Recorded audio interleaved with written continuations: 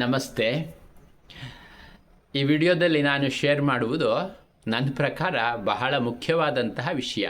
ನಿಮಗೆ ಹೇಗೆ ಅನಿಸುತ್ತೆ ಸ್ವಲ್ಪ ವಿಡಿಯೋ ನೋಡಿದ ನಂತರ ನೀವು ಕಾಮೆಂಟ್ ಮಾಡಬಹುದು.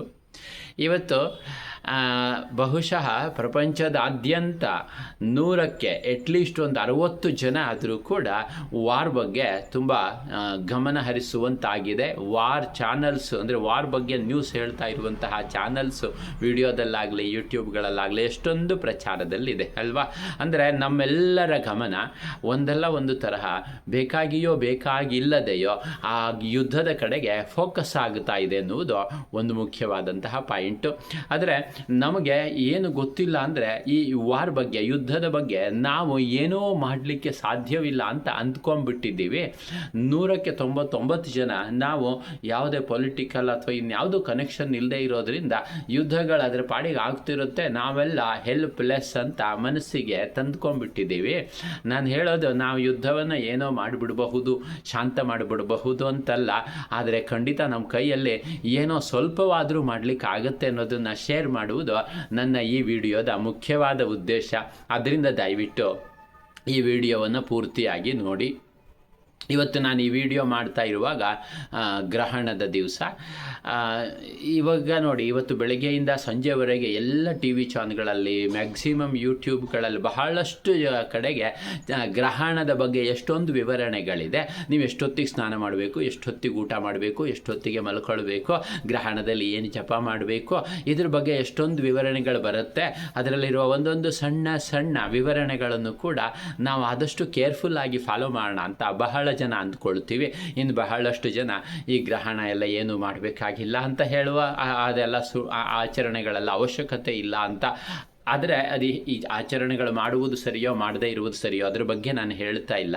ಆದರೆ ಆ ಒಂದು ವಿಷಯದ ಬಗ್ಗೆ ನಮಗೆ ಎಷ್ಟೊಂದು ಕನ್ಸರ್ನ್ ಇದೆ, ಎಷ್ಟೊಂದು ಕಾಳಜಿ ಇದೆಯಲ್ಲ, ಅದಕ್ಕೆ ಎಷ್ಟೊಂದು ರೆಸ್ಪಾಂಡ್ ಮಾಡ್ತೀವಲ್ಲ ಯಾವುದಾದ್ರೂ ಥರದಲ್ಲಿ, ಪಾಸಿಟಿವ್ ಆಗಿ ಆಗಲಿ ನೆಗೆಟಿವ್ ಆಗಿ ಆಗಲಿ.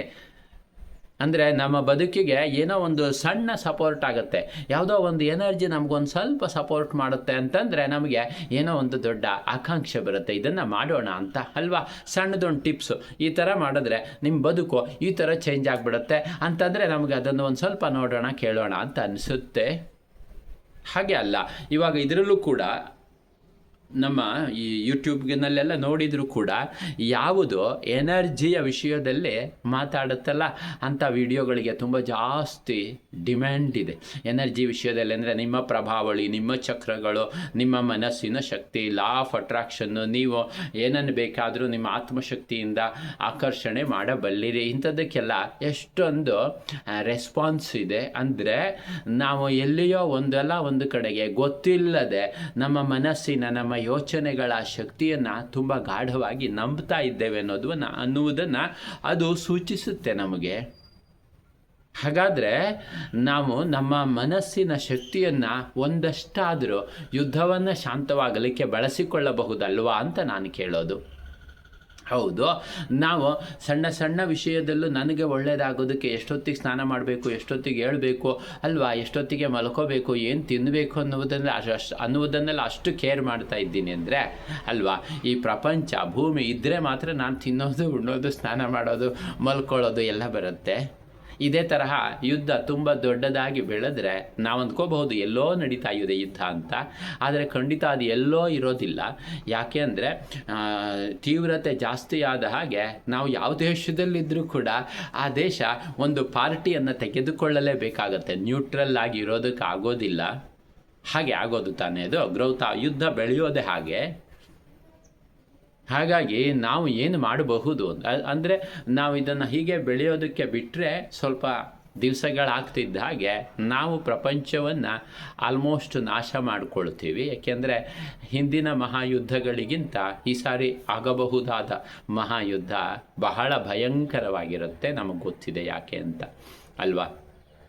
ಹಾಗಾಗಿ ನನ್ನ ಕನ್ಸರ್ನ್ ಏನಂದರೆ ನಾವು ಪ್ರತಿ ದಿವಸ ಕೊನೆಯ ಪಕ್ಷ ಒಂದು 5 ನಿಮಿಷವಾದರೂ ಸಣ್ಣದಾಗಿ ದೇವರಿಗೆ ಪ್ರಾರ್ಥನೆ ಮಾಡೋಣ. ಒಂದು ಭಗವಂತನ ಯೂನಿವರ್ಸಲ್ ಎನರ್ಜಿಗೆ ಈ ಪ್ರಪಂಚದಲ್ಲಿ ಶಾಂತಿ ನೆಮ್ಮದಿ ಮೂಡಲಿ. ಎಲ್ಲರೂ ಕೂಡ ಸ್ವಲ್ಪ ಅಂಡರ್ಸ್ಟ್ಯಾಂಡಿಂಗನ್ನು ರೂಢಿ ಮಾಡಿಕೊಳ್ಳಲಿ. ಅಂದರೆ ಟಾಪ್ನಲ್ಲಿ ಇರುವವರಿಗೆ ಒಂದು ಸ್ವಲ್ಪ ತಿಳುವಳಿಕೆ ಇದ್ದರೆ ಚೆನ್ನಾಗಿರುತ್ತೆ. ಯಾವುದೋ ಒಂದು ಸೇಡಿಗೋಸ್ಕರ, ಯಾವುದೋ ಒಂದು ನಾಶಕ್ಕೋಸ್ಕರ ಪೂರ್ತಿ ನಾಶ ಮಾಡ್ತಾ ಬರೋದು, ಅಮಾಯಕರನ್ನು ನಾಶ ಮಾಡುವುದು, ಇದೆಲ್ಲ ತುಂಬ ದೊಡ್ಡ ದೌರ್ಬಲ್ಯ. ಇಂಟರ್ನಲ್ಲಿ ಹಾಗೆ ಅನ್ನಿಸದೆ ಹೋಗ್ಬೋದು, ಹೊರಗಡೆಯಿಂದ ನೋಡಲಿಕ್ಕೆ ತುಂಬ ಪ್ರಬಲತೆ ಅನಿಸ್ಬಹುದು. ಇಂಟರ್ನಲ್ಲಿ ನಾವು ಬೇರೆಯವರನ್ನು ಅಕಾರಣವಾಗಿ ಹಿಂಸಿಸುವುದು, ಅದನ್ನು ದೌರ್ಬಲ್ಯ ಅಂತಲೇ ಕರೀತಾರೆ. ನಮ್ಮ ಪರಂಪರೆಯಲ್ಲಿ ಅದನ್ನು ಅಧರ್ಮ ಅಂತ ಕರೆದರು, ಅಕಾರಣವಾಗಿ ಯಾರಿಗಾದರೂ ತೊಂದರೆ ಕೊಡುವುದು ಅಂತ. ಅಂದರೆ ಒಂದು ದೇಶದಲ್ಲಿ ಉದಾಹರಣೆಗೆ ಎಲ್ಲರೂ ಪಾಪಿಷ್ಟ್ರೇ ಆಗಿರೋದಿಲ್ಲ, ಎಲ್ಲರೂ ಏನೋ ಕೆಟ್ಟದ್ದನ್ನೇ ಮಾಡ್ತಾ ಇರೋದಿಲ್ಲ ಅಲ್ವಾ. ಆಫ್ಕೋರ್ಸ್ ಸನ್ನಿವೇಶಗಳಿಗೆ ನಾವೇನು ವಿರುದ್ಧವಾಗಿ ಹೇಳಲಿಕ್ಕೆ ಬರೋದಿಲ್ಲ, ಅಲ್ಲಲ್ಲಿ ನಡೆದ ರಾಜಕೀಯ ಬೆಳವಣಿಗೆಗಳ ಬಗ್ಗೆ ನಾವೇನು ಮಾತಾಡಲಿಕ್ಕೆ ಬರೋದಿಲ್ಲ. ಅವರವರಿಗೆ ಅವರವರ ಅವಶ್ಯಕತೆಗಳಿರುತ್ತೆ. ಆದರೆ ನನ್ನ ಇಂಟೆನ್ಷನ್ ಏನು ಅಂದರೆ, ಅಥವಾ ನನ್ನ ನಂಬಿಕೆ ಏನಪ್ಪ ಅಂದರೆ, ಈಗ ಕೋಟ್ಯಂತರ ಜನ ಯುದ್ಧದ ಬಗ್ಗೆ ತಲೆ ಕೆಡಿಸ್ಕೊಳ್ತಾ ಇರೋದ್ರಿಂದ, ಅಥವಾ ಯುದ್ಧಕ್ಕೆ ಇಮೋಷನಲ್ ಆಗಿ ಕನೆಕ್ಟ್ ಆಗ್ತಿರೋದ್ರಿಂದ, ಇಮೋಷನಲ್ ಕನೆಕ್ಷನ್ ಅಂದರೆ ಎಟ್ಲೀಸ್ಟ್ ಅಯ್ಯೋ ಪಾಪ, ಅಯ್ಯೋ ಕಷ್ಟ, ಅಯ್ಯೋ ಹೀಗಾಗ್ಬಿಡುತ್ತಲ್ಲ ಅನ್ನುವ ಫೀಲಿಂಗ್ ಆದರೂ ಬರುತ್ತಲ್ವ. ಆ ಪ್ರತಿಯೊಂದು ಇಮೋಷನಲ್ ಎನರ್ಜಿ ಕೂಡ ನಮ್ಮ ಅಂತಃಶಕ್ತಿ ಹೋಗಿ ಯುದ್ಧಕ್ಕೆ ಸೇರಿಸಿದ ಹಾಗೆ, ಸೇರ್ಪಡೆಯಾದ ಹಾಗೆ, ಸೂಕ್ಷ್ಮವಾಗಿ ಎನರ್ಜಿ ಕನೆಕ್ಟ್ ಆಗುವುದೆಲ್ಲ ಹಾಗೆ. ಒಂದು 5 ನಿಮಿಷ ನಾವು ಪ್ರತಿ ದಿವಸ ಬೆಳಿಗ್ಗೆ ಒಂದು 5 ನಿಮಿಷ, ಸಂಜೆ ಒಂದು 5 ನಿಮಿಷ ಪ್ರಶಾಂತವಾಗಿ ಕಣ್ಣು ಮುಚ್ಚಿಕೊಂಡು ಕುಳಿತುಕೊಂಡು, ನಮಗೆ ಯಾವ ಪದ್ಧತಿ ಗೊತ್ತಿದೆಯೋ, ಯಾವ ರೀತಿ ನಮ್ಮ ಮನಸ್ಸಿಗೆ ಹಿಡಿಸುತ್ತೋ ಅದೇ ರೀತಿ ನಾವು ಪ್ರಪಂಚದ ಪ್ರಶಾಂತತೆಗೆ ಪ್ರಾರ್ಥನೆ ಮಾಡೋದ್ರಿಂದ ಕೋಟ್ಯಂತರ ಜನರ ಪ್ರಾರ್ಥನೆ ಒಂದಿಷ್ಟಾದರೂ ಪ್ರಭಾವವನ್ನು ಬೀರಬೇಕಲ್ವ. ಒಂದಿಷ್ಟಾದರೂ ಶಾಂತವಾಗುವುದು ಆ ದಿವಸ ಬೇಗ ಬರಬಹುದು ಅಂತ ನಾವು ಎಕ್ಸ್ಪೆಕ್ಟ್ ಮಾಡುವುದರಲ್ಲಿ ತಪ್ಪೇನಿಲ್ಲ ಅಂತ ಅಂದ್ಕೊಳ್ತೀನಿ ನಾನು. ಯಾವ ರೀತಿಯಲ್ಲಾದರೂ ಅಂದರೆ ನೀವು ಧ್ಯಾನ ಮಾಡಬಹುದು, ಇಲ್ಲದೇ ಇದ್ದರೆ ಸುಮ್ಮನೆ ದೇವರಿಗೆ ಪ್ರಾರ್ಥನೆ ಮಾಡಬಹುದು. ಅನಂತವಾದ ಯಾವುದೋ ಶಕ್ತಿಯಂತೂ ಇದ್ದೇ ಇದೆ. ಆ ಶಕ್ತಿ ಇದನ್ನೆಲ್ಲ ನಡೆಸ್ತಾ ಇದೆ ಅಂತ ನಾವು ನಂಬುವುದಾದರೆ, ಅಥವಾ ನಾವು ನಂಬದೇ ಇದ್ದರೂ ಕೂಡ ಅಂಥದ್ದೊಂದು ಶಕ್ತಿ ಇದ್ದೇ ಇದೆಯಲ್ಲ ಇದನ್ನೆಲ್ಲ ಸೃಷ್ಟಿ ಮಾಡುವಾಗ, ಪ್ರಾಯಶಃ ಇಷ್ಟೊಂದು ವ್ಯವಸ್ಥಿತವಾದ ರೀತಿಯಲ್ಲಿ ಸೃಷ್ಟಿ ನಿಸರ್ಗ ನಡೀತಾ ಇದೆ ಅಂತಾದರೆ ಆ ಒಂದು ಶಕ್ತಿಗೆ ಬೇಕಾದಷ್ಟು ಪ್ರಜ್ಞಾವಂತಿಕೆ ಕೂಡ ಇದೆ, ಇಂಟೆಲಿಜೆನ್ಸ್ ಕೂಡ ಇದೆ, ಆ ಬುದ್ಧಿವಂತಿಕೆ ಇದೆ ಅಂತಾದರೆ ನಾವು ಮನಸ್ಸಿನಲ್ಲಿ ಮಾಡುವಂತಹ ನಿಜವಾದ ಪ್ರಾರ್ಥನೆ, ಕಳಕಳಿಯ ಪ್ರಾಮಾಣಿಕ ಪ್ರಾರ್ಥನೆ ಅಲ್ಲಿಗೆ ಹೋಗಿ ತಲುಪುತ್ತೆ. ಕೋಟ್ಯಂತರ ಜನರ ಪ್ರಾರ್ಥನೆಗೆ ಖಂಡಿತ ಒಂದಲ್ಲ ಒಂದು ರೀತಿಯ ಸಣ್ಣ ಪ್ರಯೋಜನವಾದರೂ ಬಂದೇ ಬರುತ್ತೆ ಎನ್ನುವುದು ನನ್ನ ನಂಬಿಕೆ. ನಾವು ನಮಗೋಸ್ಕರ ಏನೆಲ್ಲ ಸಾಧನೆ ಮಾಡಿಕೊಳ್ತೀವಿ, ಪ್ರಪಂಚಕ್ಕೋಸ್ಕರ ಒಂದು 5-10 ನಿಮಿಷಗಳ ಕಾಲ ಪ್ರತಿ ದಿವಸ ಸಾಧನೆ ಮಾಡೋಣ ಅಂತ ನನ್ನ ಒಂದು ಕಳಕಳಿಯ ವಿನಂತಿ. ವಿಡಿಯೋ ಇಲ್ಲಿವರೆಗೆ ನೋಡಿದರೆ ತುಂಬ ಹಾರ್ದಿಕವಾದಂತಹ ಧನ್ಯವಾದಗಳು.